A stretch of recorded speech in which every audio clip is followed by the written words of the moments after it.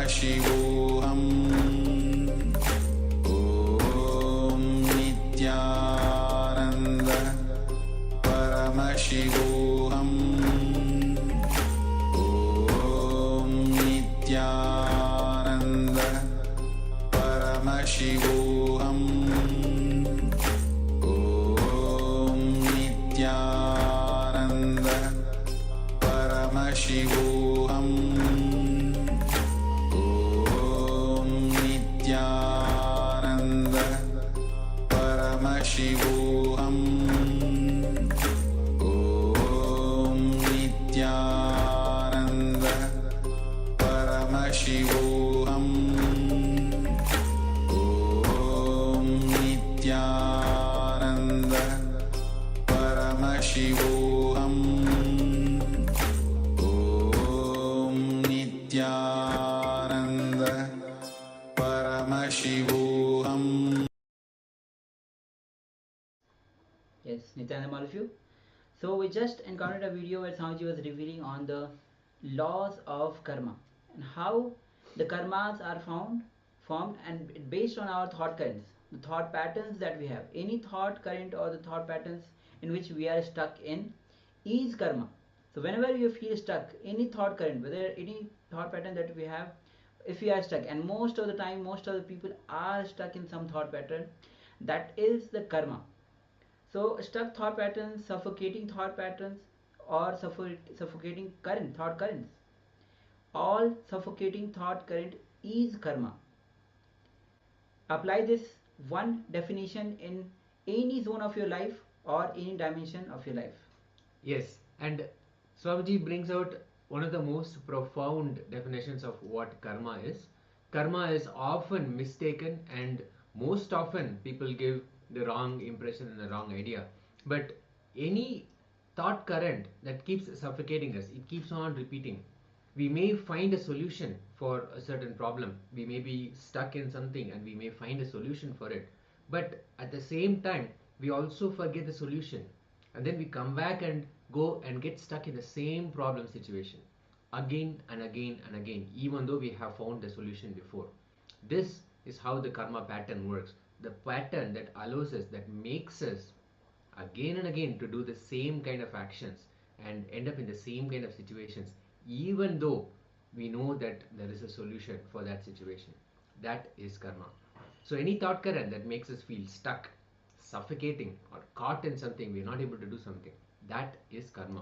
So karma is nothing but the thought current that we carry and that we are bound by our own will, and we also think that we will not be able to come out of it. Any thought current, any pattern that gives us a breakthrough, pushes us into the next level of reality. That is completion. The change, the shift in cognition is what brings about completion. When we move from a binding thought current, which again and again pushes into the same stuck space, back out of that into a liberated cognition, a liberated space, that is completion. So let's enter into the internalization exercise. First step, pen down all the thought currents or lifestyle in which you are stuck, that is suffocating you, that you are not letting you cause your reality. So just look into your life, meditate, deep contemplate what are the thought currents where you are stuck, or the lifestyle in which you are stuck. You want to break free from it, but you feel stuck. Definitely, even now you feel there are many thought currents that you are stuck with, and even the lifestyle that you are in, you are stuck with. Not look back now also, and look back at the back of your life also. Look into your life, what is suffocating you, and not letting you cause your reality. So let's go into the first step. Yes, it could be as simple as, let's take an example of this. It could be as simple as whenever a new opportunity comes up at the workplace, you always restrict yourself and say, no, no, I will not be able to do it. Just a simple behavior like that, a simple thought pattern like, I will not be able to complete it successfully. Something simple like that, or I will not be lucky. Even simple thought currents like that, but they completely bind us and suffocate us. You'll be suffocating that you are not able to achieve the kind of success that you always wanted. But this thought current will not allow you to achieve what you really want, and that will continue to suffocate you. I'm not lucky, or I will not be able to complete it successfully, I will not be successful, I am never capable. Things, thought currents like this that keep us again and again getting stuck, keeping us, holding us back from living life fully. That is karma. Now list down all those thought currents now, all the patterns that again and again hold us back, keeping us in suffocation and never letting us achieve really what we want in our lives. So let's just write that all down, identify those and write it down. This is going to be a very powerful process. Even the small thought currents that you feel, or even casual behavior patterns, even they will have a much profound impact that we may not have thought about.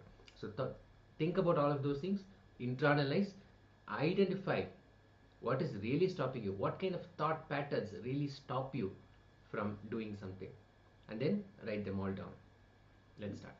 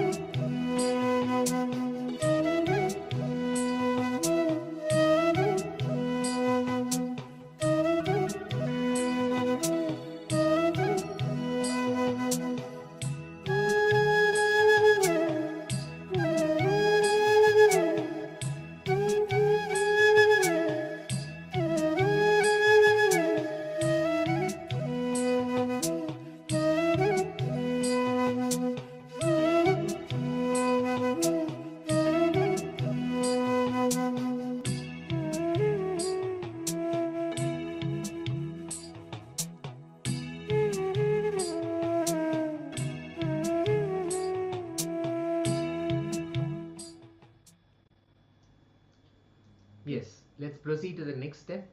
Now, completion is nothing but our conscious decision. All the thought currents that we are taking, we may have thought earlier that we will never be able to come out of them. But now, with this ultimate understanding that Swamiji has given us, make a conscious decision to discard, to not allow any of these thoughts to ruin your life anymore. That conscious decision to simply decide not to have these thoughts anymore, this discard all these thought currents, that will bring tremendous completion. Now take a moment and perform completion for each of the thought currents. See where the thought current started happening within you, when you started developing that thought current, and go through the completion process. The completion process, at the core of it, is your conscious decision to discard and not support these thought currents anymore.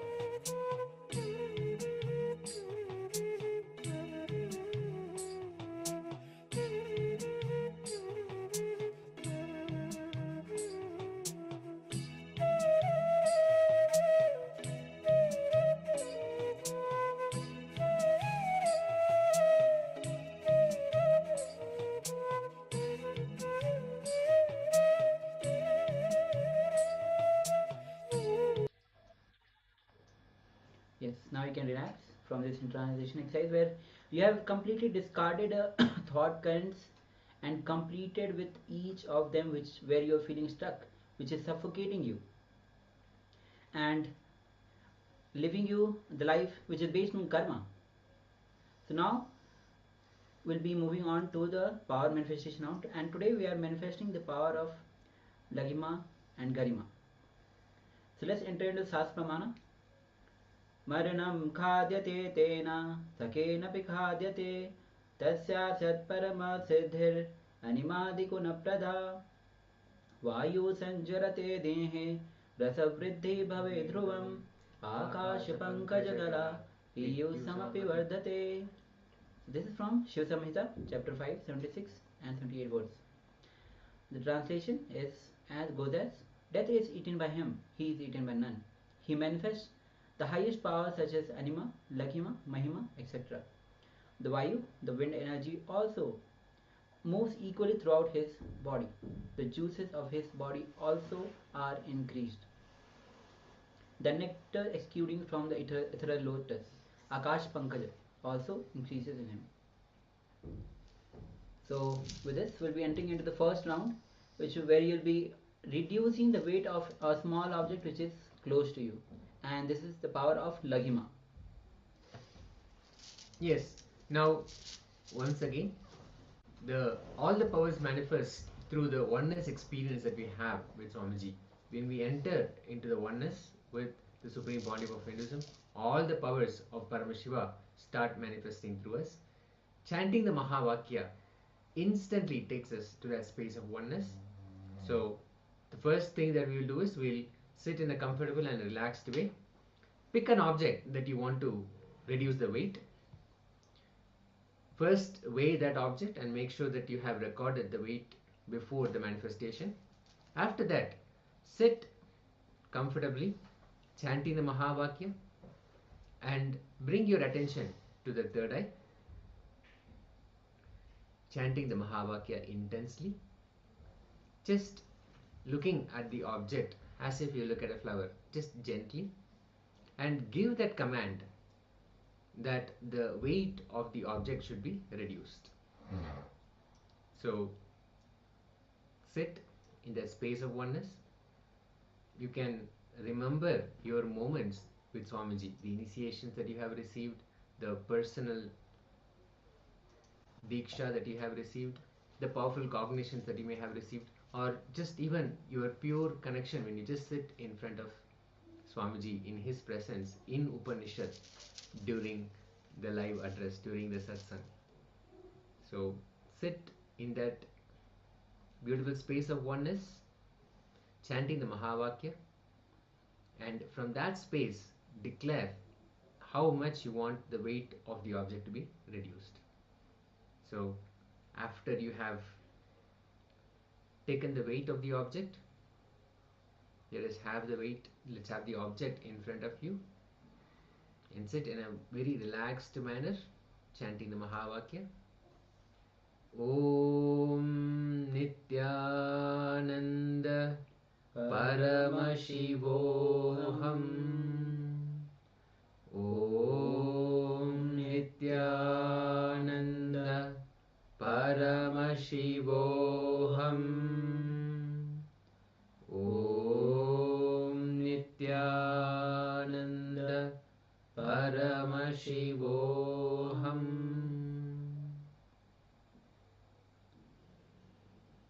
Continue to chant the Mahavakya intensely and give a clear instruction for the object to change weight.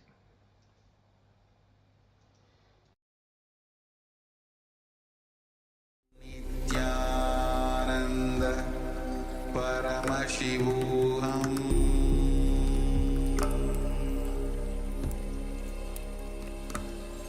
Om Nityananda Paramashivoham.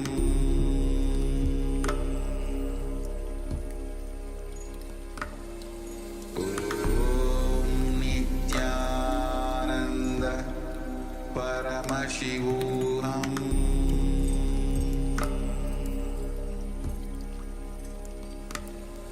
Om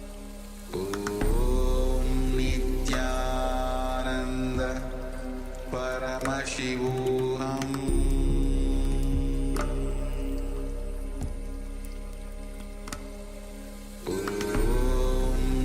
Nityananda Paramashivoham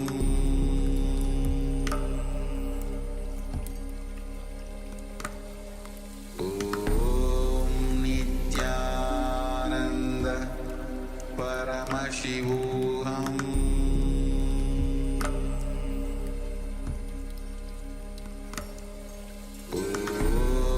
Nityananda Paramashivoham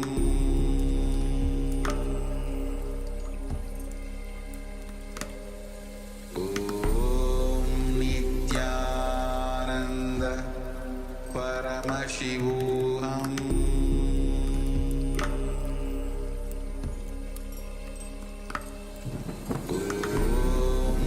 Nityananda Paramashivoham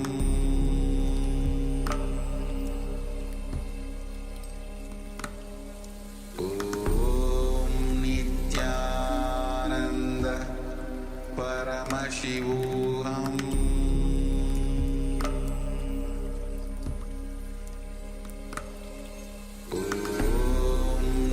Nityananda Paramashivoham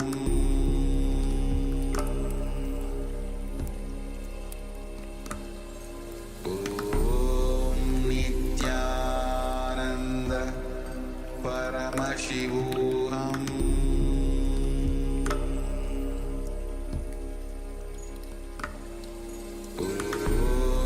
Nityananda Paramashivoham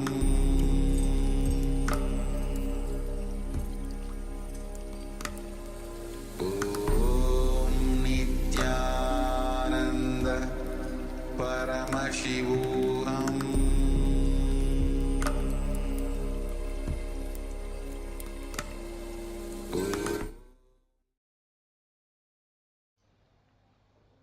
Yes.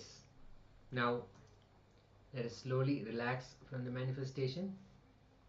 Let's take the weight of the object again and see what has changed from before the manifestation and now what is different. And we request all the participants also to have your camera on at all times. Rajendra Babu Ayya, Joanne Han, Sweeling Ma, thank you so much. And let us know how this manifestation went. Every opportunity to sit in oneness is a beautiful opportunity, and every time Swamiji manifests within us is a reason for celebration. So always never forget to celebrate. Just remember, no matter what the results are, Paramashiva has manifested in you and expressed through you. So always reason and cause for celebration. Let's quickly check how the manifestation was for everyone. You can use the comment section here to let us know how it went. And even if you have any questions about how this manifestation, we do this after every session. After every session, either we do a powerful internalization exercise where we go deeper and then do a completion process, or a kriya, or something very powerful which infuses so much of energy, releases so much of energy within our body. And whatever was available earlier and what was restricted earlier now is available for us to manifest powers. And you may be again and again doing this, and even about power manifestation you may have gained some ideas, you may have collected some ideas. Yes, I will sit here and then I will do this, but it will never happen, or something like that. So again and again, even those thought patterns, we have to see how our our patterns enter into this power manifestation also. And when we hold on to Swamiji and we hold on to say that yes, Swamiji will manifest through me, and it is his commitment to manifest through me, and the powers will manifest. Again and again, when we sit in that space, then we completely get rid of, discard all those thought patterns as well. So even every moment, every time that you sit in power manifestation is a completion that happens, an instant, spontaneous, and very powerful completion that happens with your thought patterns. So with this we'll be moving on to the next segment, which is going to be on understanding karma and get liberated. So we need to understand that first of all, karma itself is a very misunderstood topic in the world. So when we understand karma, we can get liberated out of it. When we bring awareness to what exactly is karma, we can stop creating karma. Not only stop creating karma, whatever we have gathered consciously, when we bring, we can get liberated. So let's come to the space of listening as we begin this liberation by Swamiji.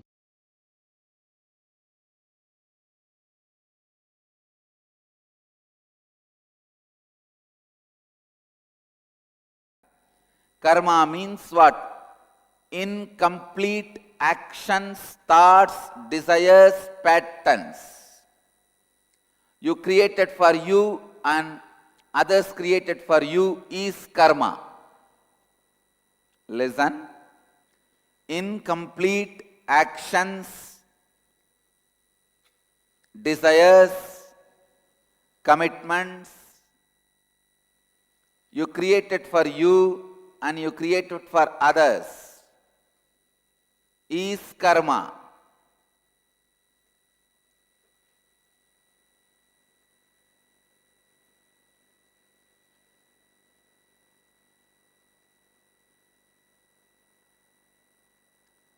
It affects your business, relationships, life, everything,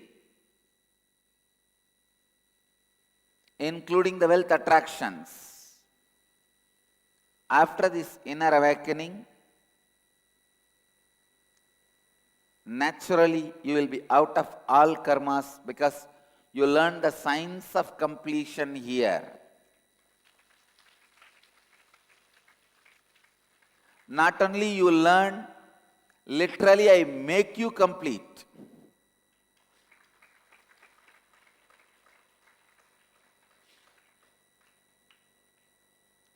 We wait and see to it, you become complete. You are given the science of completion continuously. You learn the science of completion.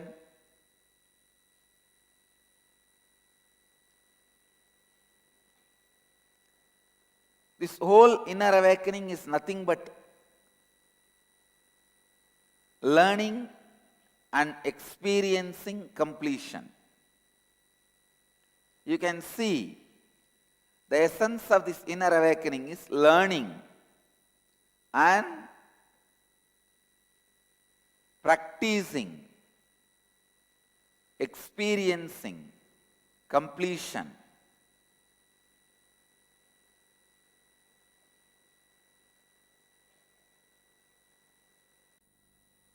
I only request one thing from all of you.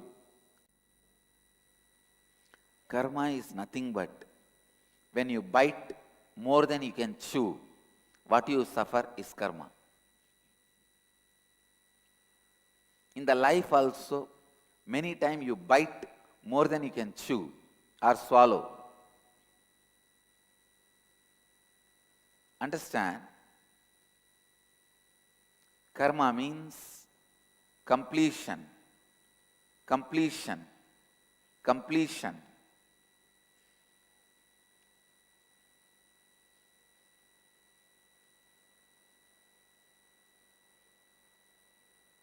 If you are struggling with what you are having in your mouth, means biting more than you can chew or swallow, that is karma.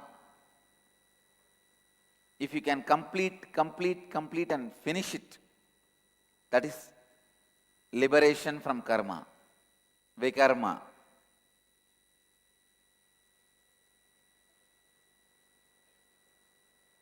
When you complete, please listen. When you complete with your spouse, suddenly your business will start flourishing. You may think how this and that is connected. If I complete with my clients and customers, business will flourish. That I can understand. How can my business will flourish if I complete with my spouse? You do not know. One incompletion can affect you in an unexpected way. If you have an incompletion with your morning yoga, it can affect you with the evening vacation. So incompletions can attack you anywhere, any way.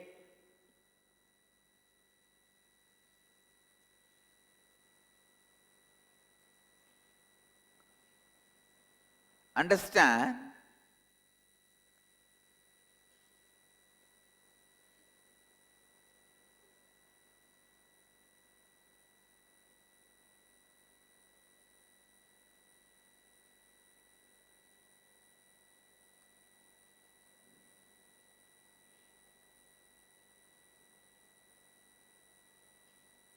With the completion, you are free, liberated from karmas.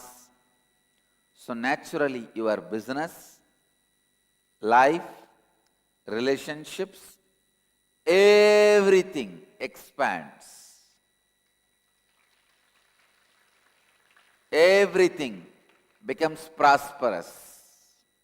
Just by physically bending the body, yoga, you can't achieve completion. Just by mentally practicing the tattvas alone, you can't achieve completion.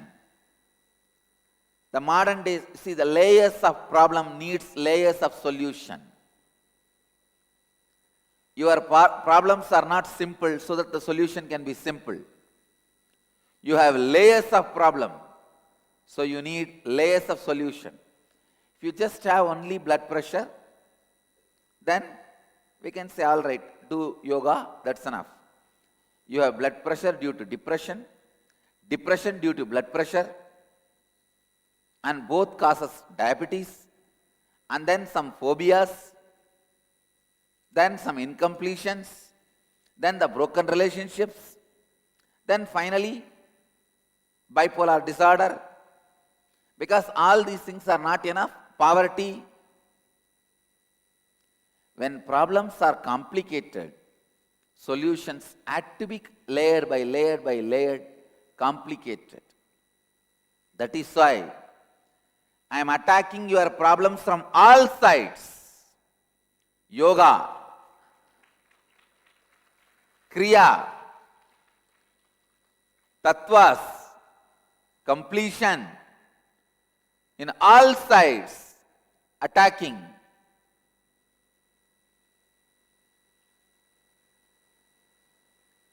Attacking your problems from all sides.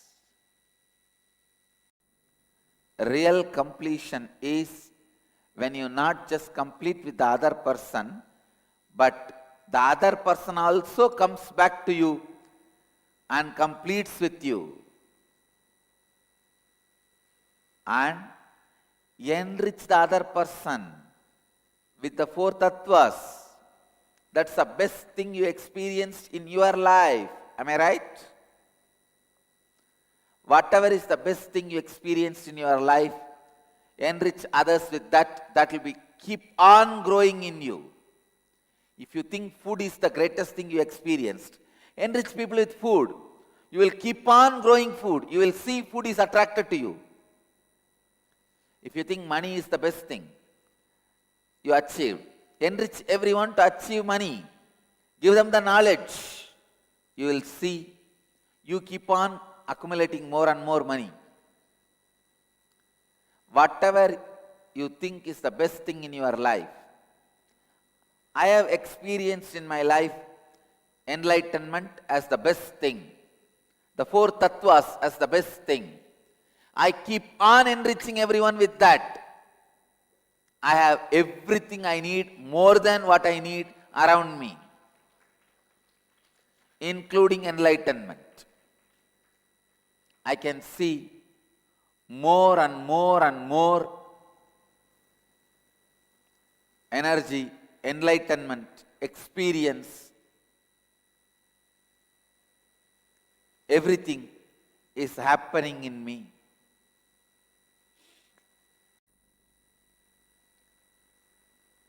Keep on enriching. You will see completion happens in you.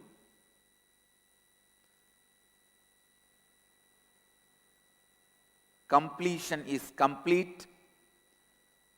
Not only when you complete with a person, that person also learns the four tattvas and comes back and completes with you after finding his or her root pattern.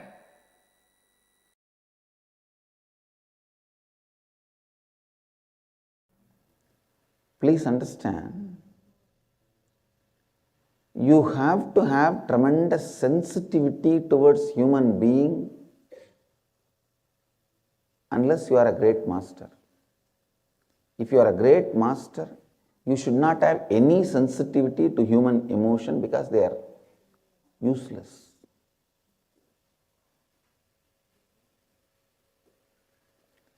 But if you are an ordinary human being working in the plane of ordinary human being, you should understand people are bunch of patterns. People are bunch of patterns. Their money, their land, their properties, their wealth, all that is of a great help.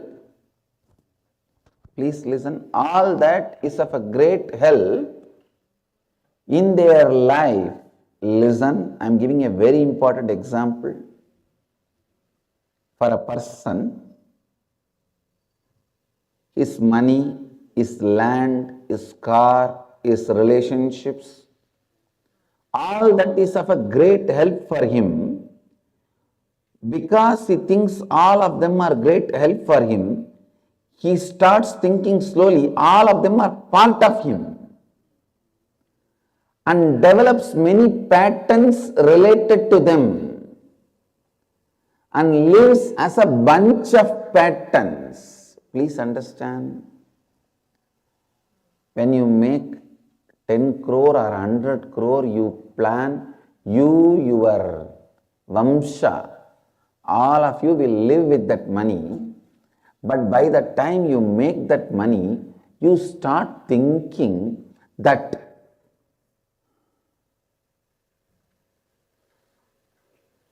money has become part of you. And the patterns around money has become part of you. Understand? Then by the time you have 100 crore, you are no more capable of living because you have already become a bunch of patterns. Bunch of patterns. Human beings are a bunch of patterns. So, even when you do good to them, even when you want to do good to them, you have to go near them very carefully. You have to talk into their listening very carefully with a lot of sensitivity. In your case, a normal man is supposed to create the space and completion in you and share that space with others. That is what is completion with others. But the master's job is little different.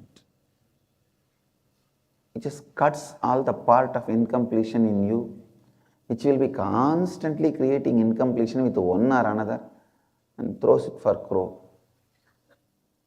Listen, but you won't be able to do that job. If you try to do that job, you will only get into more incompletion and fight. You will only start getting into the fight with the other person. He is not going to let you work on him. Ability to speak into the listening of the listener happens only if you move to the space of completion. Completion, the space of completion is experienced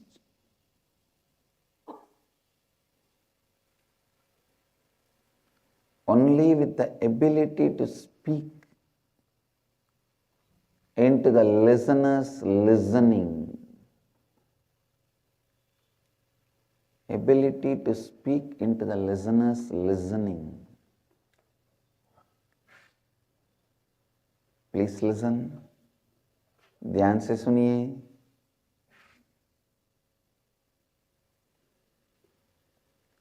If you listen yourself, you will lead you to the space of completion.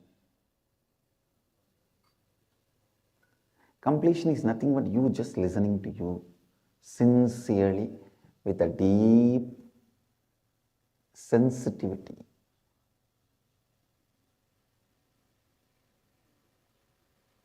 Same way, completion happens when you are sincere towards the other person also. When you are completing with the other person, you may speak also. It's not that words are banned, but you will speak from the space of listening. When you speak from the space of listening, you will complete the other person.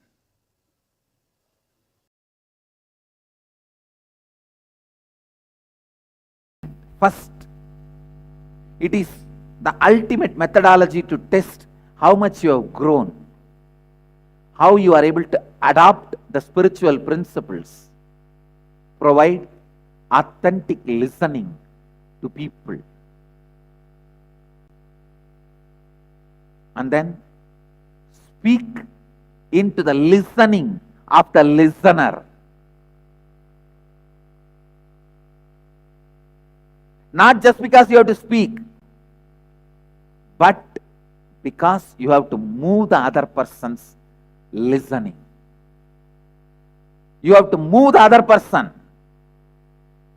So, speak into the listening of the listener. Speak into the listening of the listener.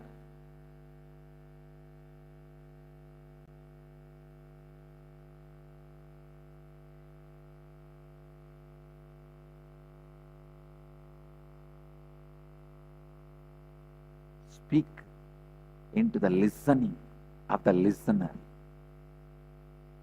Listen.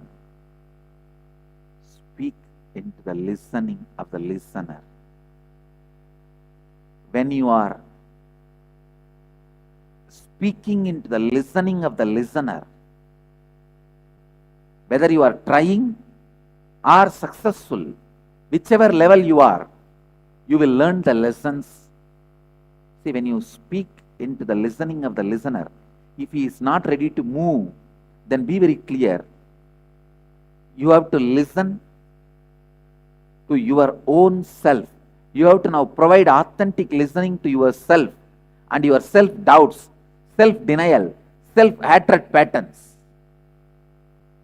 I tell you, every time when you guys don't listen to me, I look back and how I did not listen to my gurus. I complete with that and come back. When you don't listen to me, even I look only into me and provide authentic listening to myself. So be very clear. You also do the same. Whenever somebody is not listening outside, they are extension of you. They are not external. They are intra-external. I am creating a new word. Extension of your internal being. Intra-external. Nobody is external everybody is only extension.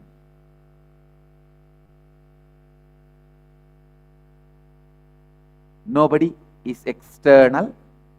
Everybody is extension.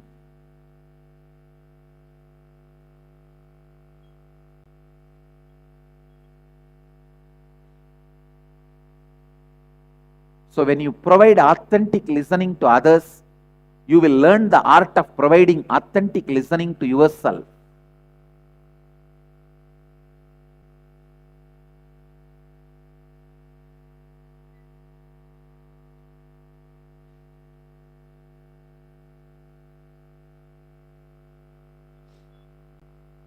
You will provide authentic. When you provide authentic listening to yourself, you will know how to speak into your listening. When you know how to speak into your listening, you will know how to speak into others' listening. Speaking into others' listening and moving them is always an excitement. I tell you, that is why I tell you, enriching is excitement. It's the unending excitement, eternal inspiration. A enricher's life is eternal utsava. An enricher's life is nityotsava.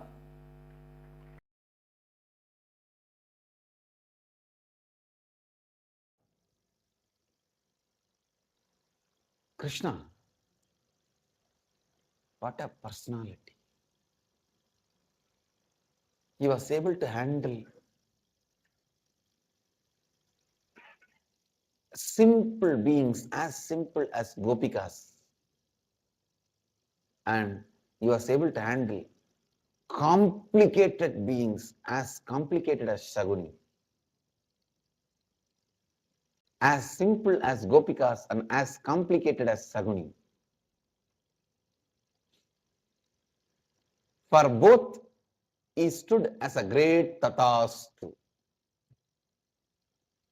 When gopikas approached him with a simple, beautiful, innocent romance, love, he said tatastu. When Shaguni approached him with a multi-layered complication, violence, abusive nature, stupid behavior, it is Shaguni who instructs Duryodhana, arrest him.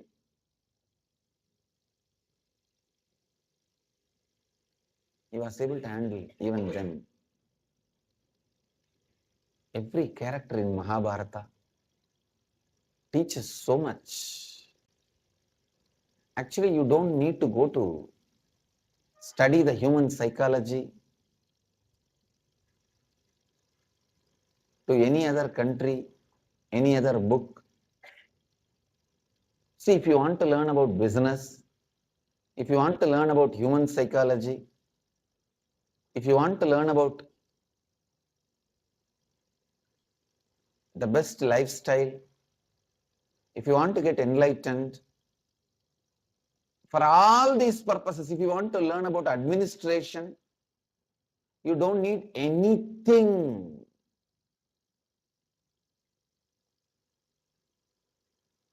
other than Mahabharata. Just Mahabharata is enough. Study each character. I tell you, you will not find any more characters described in Mahabharata in your life. Any character you see in your life can be mapped back to Mahabharata as one character. All the characters you see in your life are either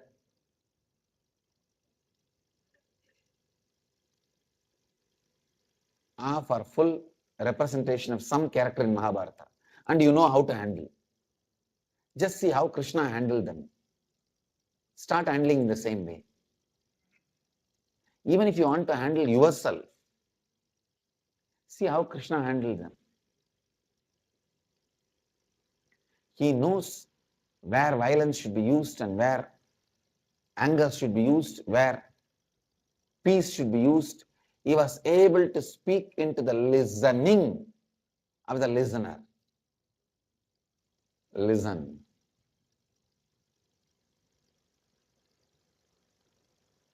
Ability to speak into the listening of the listener, causing everyone's reality.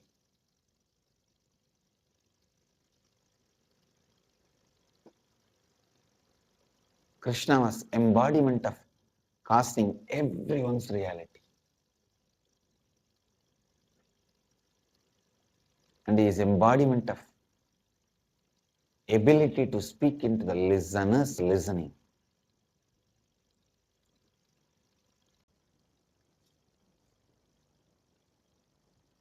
Krishna is an amazing personality.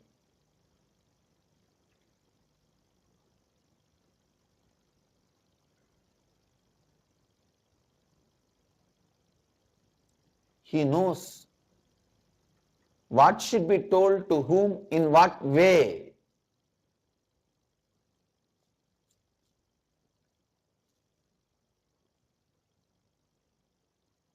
He speaks the great truths, Bhagavad Gita. In the center of the war field, you should know, very funny thing. Only 3 people heard. Krishna spoke. Arjuna heard, Bhishma heard, Sanjaya heard. That's all.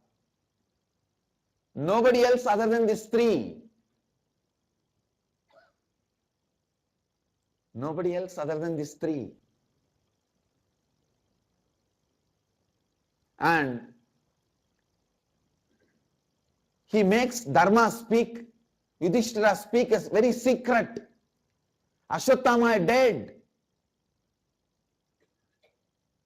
Only Drona heard, nobody else heard. And that also he did not tell Dharma, directly tell Drona, no. As if Dharma is speaking to somebody else and Drona overheard. He knows what to speak to whom and who should be overheard. Drona is thinking as if he got a very valid input and important information, state secret about him and his family. He knows what message to give even to spies. Krishna will speak exactly what message he should send to the opposite guy if opposite guy's spy is sitting next to him.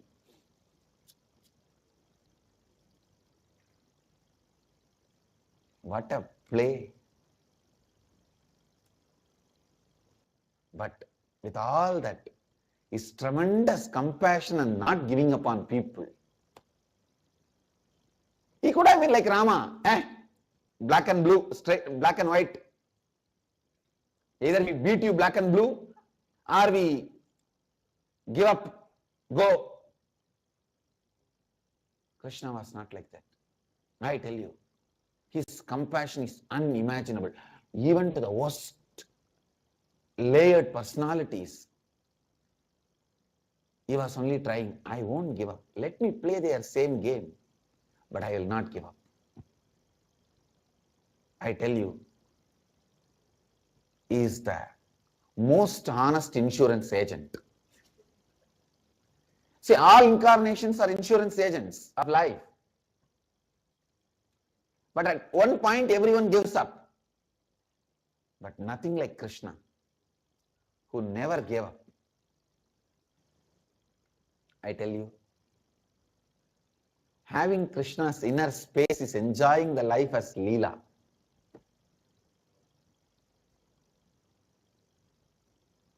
Having Krishna's inner space is enjoying life as Leela. I tell you, when you bring sincerely into you, just bring this one decision. I'll be a sincere cause to everyone to realize their reality. I'll be a sincere cause for everyone to realize their reality. I'll be a cause for everyone's reality. Whatever I do is for that. If I build a house, for that. If I get married, for that. If I buy a car, for that. If I start a business, for that. If I get a child, that is for that. Anything you do, be very clear. Causing others' reality is the goal, is the purpose, is the context.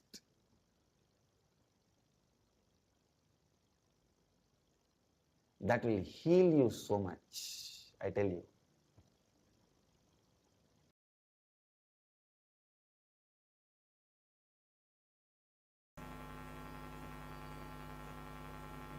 Causing others' reality. Please understand. Causing others' reality is not a sacrifice. Be very clear. It is neither a sacrifice nor moral value. I am not talking from the context of moral value to cause others' reality. Be very clear. I wanted to put this on record. All my teachings should be presented with context, and I don't want to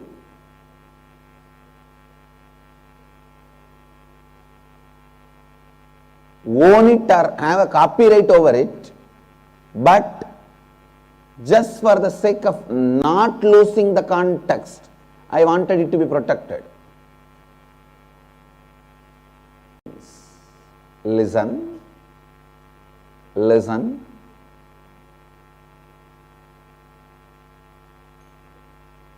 Any identity you created, any I you created, it is wrong identity. The more and more you think about your identity, you will enter into more and more incompletion. The more you think about I, the more and more incompletion you will create. Listen. Any identity you create, the more and more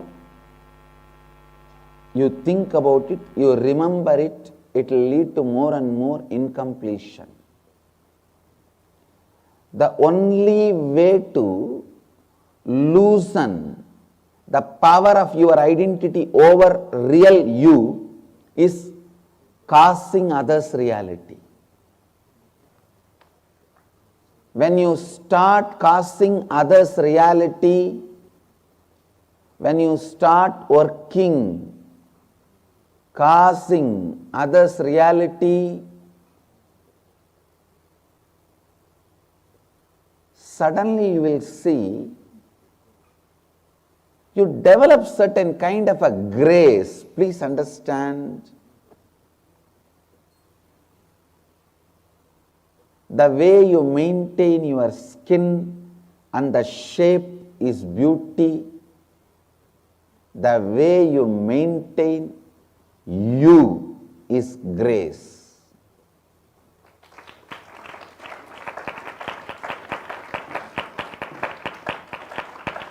I am not saying don't be beautiful. I am saying be graceful also.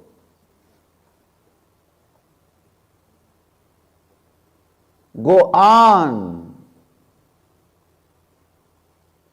causing others' reality. I tell you, whenever you feel stuck, this is the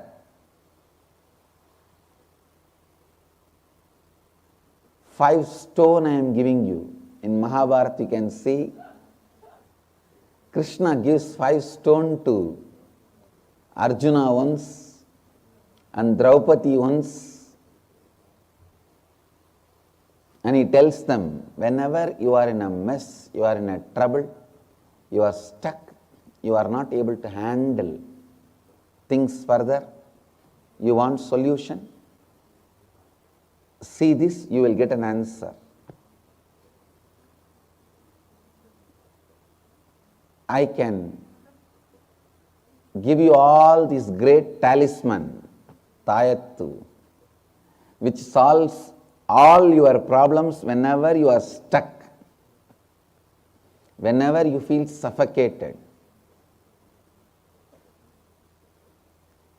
Actually, many of you are stuck in many places. The day you all learn liberated thinking, you will be causing thousands of lives into inner awakening and liberated thinking. I am really telling you, if you carry the grace, just if you walk around, people will talk to you and follow you and listen to you.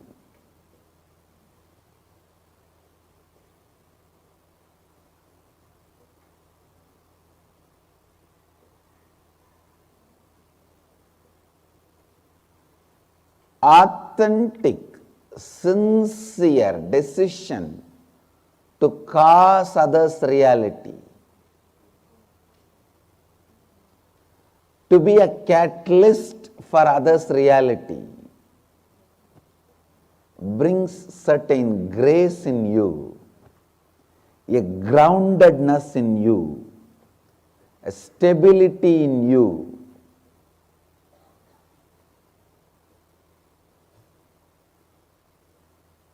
I tell you,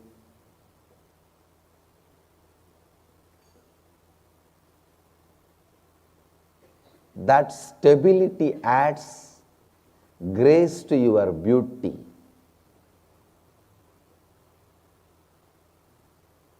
Beauty becomes beautiful when the grace is also added.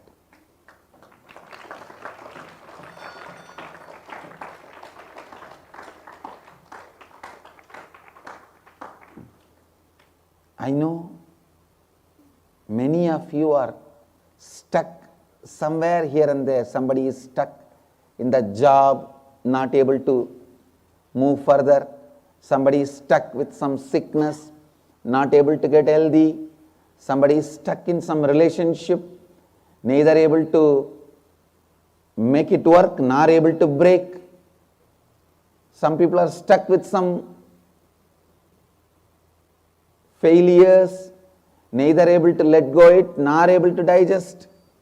Somebody is stuck with some. So many people stuck. I can give you all guys one talisman in which in golden sheet it is written, be a catalyst for others' reality.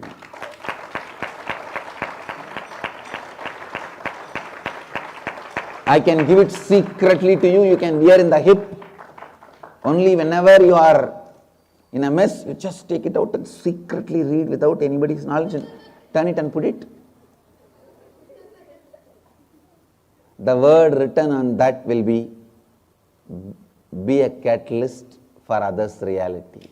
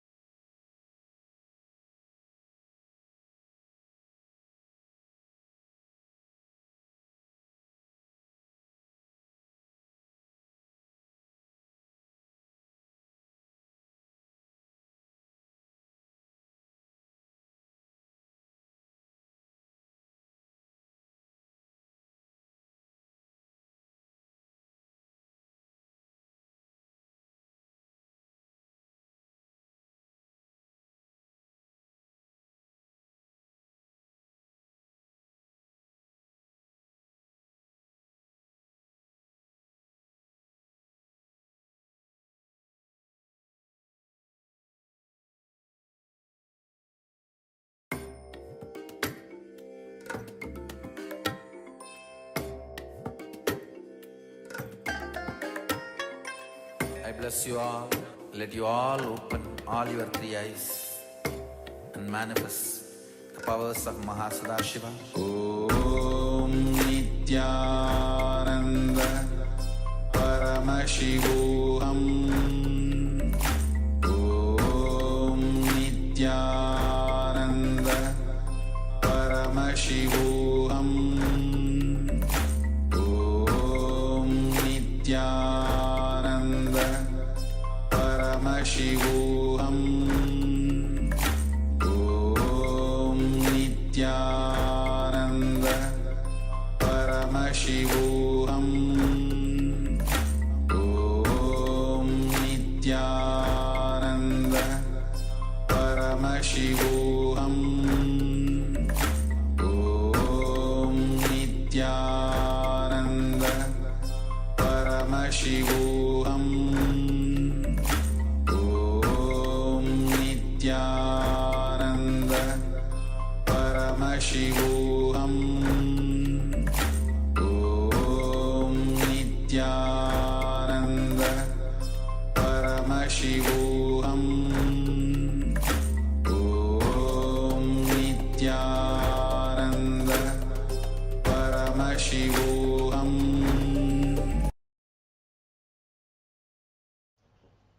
Yes, after the wonderful revelations from the Supreme Pontiff of Hinduism about further deeper understanding about karma, let us now enter into this internalization. Let's look deeper and apply practically to our life, all our lives, how we can complete with the thought patterns, identify the patterns that are affecting our lives, and see how we can complete with them as well.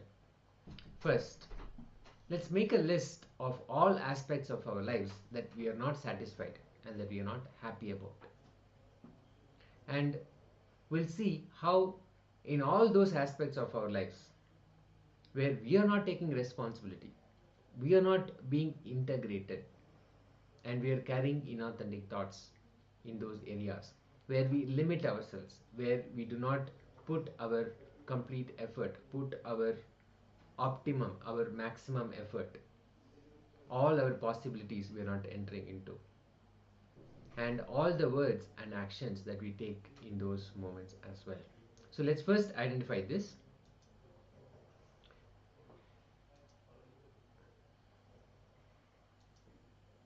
All the areas in our lives where we are not satisfied, where we are not happy about what is happening, about the outcome, and let us understand all the non-integrity happening in those areas. Non-integrity as in how we are not integrated with who we are in those situations. Let's say, for example, you are at the workplace and you are projecting yourself as a very successful writer, for example, but when it comes to actually doing it, you're not putting your whole effort in because of patterns that keep you back, that hold you back. So all those places, definitely that will not be satisfying and that will not be fulfilling, and there you will not be happy about those instances. So write those things down, write all those thought patterns down. Every area of your life where you're not satisfied about the outcome, see where the non-integrity is, how you project yourself, what you show yourself as, and what you truly are because of limiting thought patterns. Identify the thoughts, the words, the actions that you bring into that situation. We'll project the exercise. Let's start writing. First, identifying those situations in our lives where we are not satisfied with what is going on, and identify the non-integrity, the inauthenticity, what we bring into that situation, into that aspect of our life, the words, the actions that we bring into that aspect.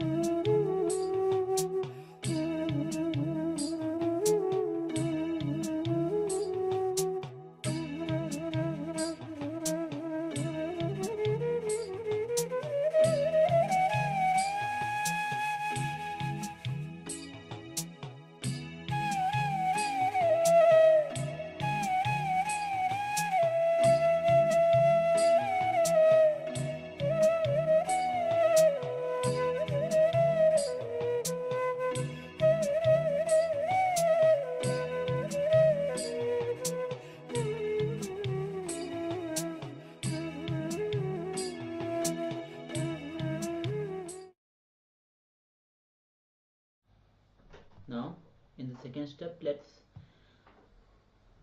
write down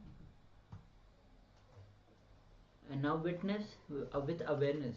Bring integrity, authenticity, responsibility to these aspects of your life and visualize that you are being in the space of expansion, happiness and gratitude. Write down what are the new thoughts, words and actions you will take in the same aspect of your life now. Inside this new space of being in expansion, happiness and gratitude, write down in what way you will now enrich yourself and others in your life in and in all other aspects of your life. Let's go ahead.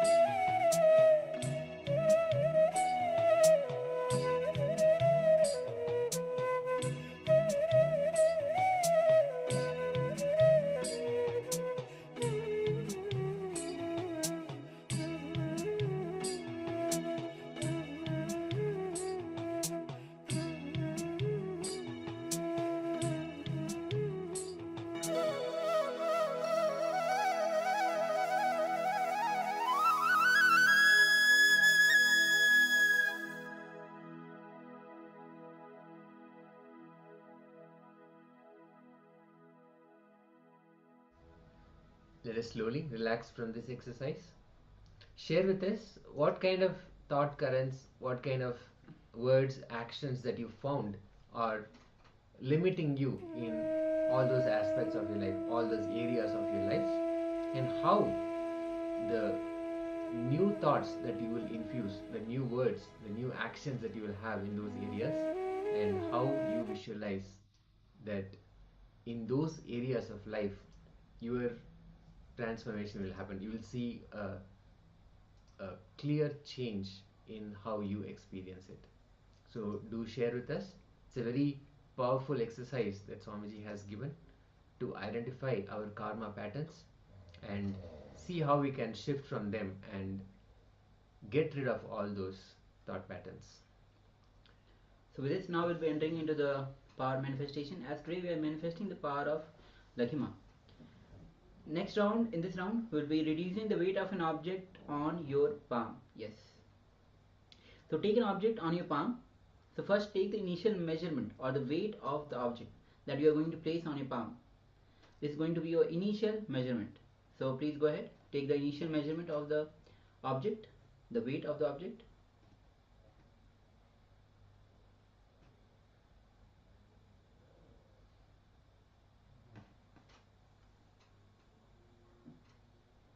And once you have taken the measurement, note it down, the initial measurement, the weight of the object, and then place the object on your palm. Please go ahead. Now connect with Swamiji. Start chanting Mahavakya. Om Nityananda Paramashivoham. Om Nityananda Paramashivoham. Om Nityananda Paramashivoham. As you keep chanting Mahavakya, now declare the change of the object, change, and declare the reduction of the weight of the object. Keep chanting Mahavakya intensely. And let's begin this manifestation.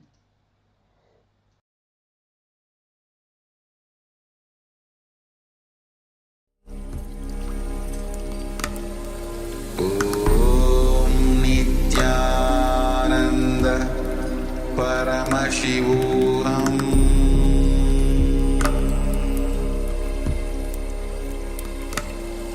Om Nityananda Paramashivoham.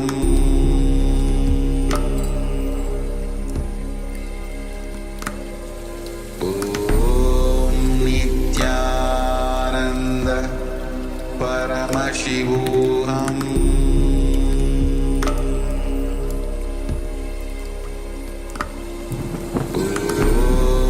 Nityananda Paramashivoham. Om Nityananda Paramashivoham.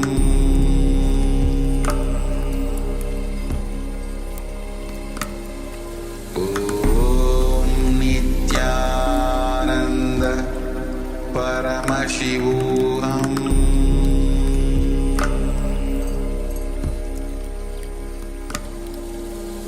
Om Nityananda Paramashivoham.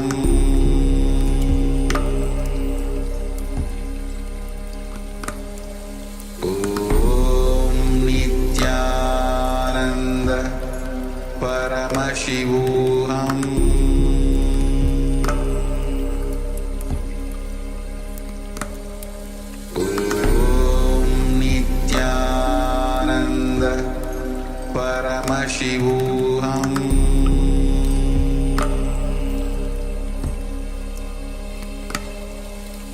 Om Nityananda Paramashivoham.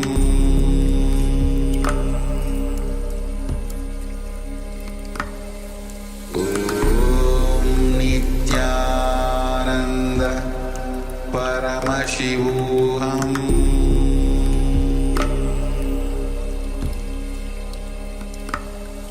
Om Nityananda Paramashivoham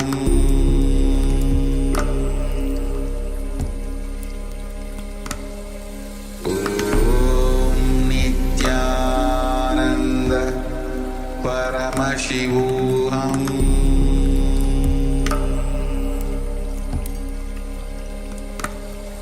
Om Nityananda Paramashivoham Paramashivoham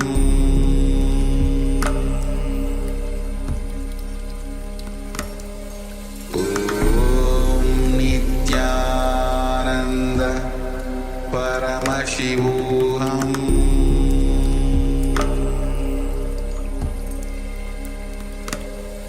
Om Nityananda Paramashivoham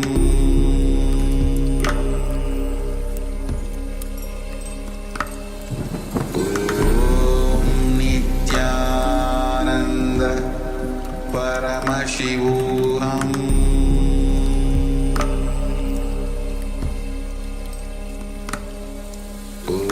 Om Nityananda Paramashivoham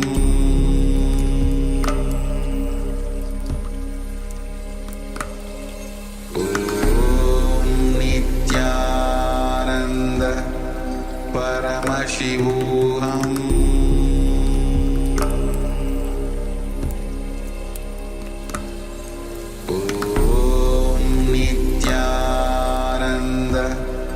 Paramashivoham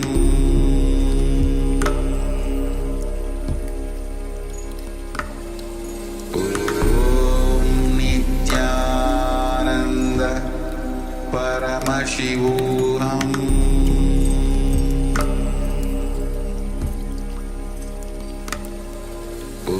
Om Nityananda Paramashivoham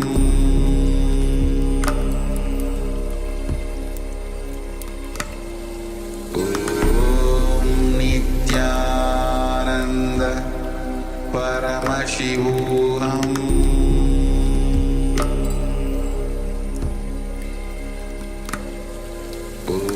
Om Nityananda Paramashivoham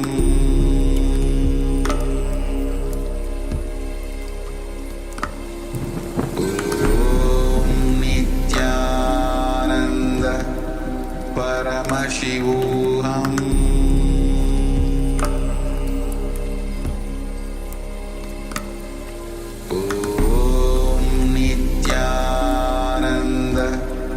Paramashivoham Om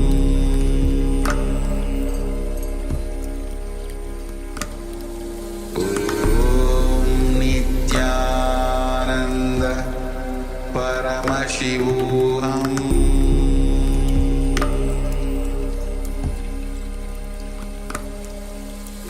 Om Nityananda Paramashivoham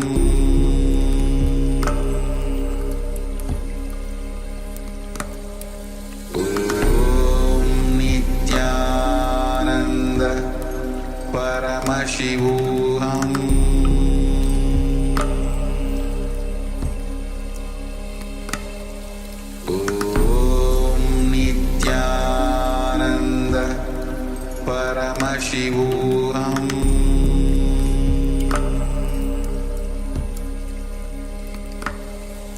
Om Nityananda Paramashivoham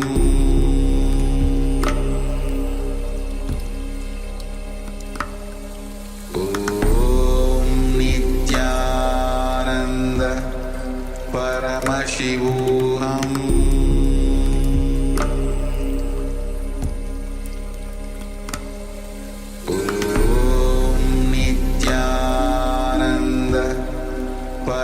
Paramashivoham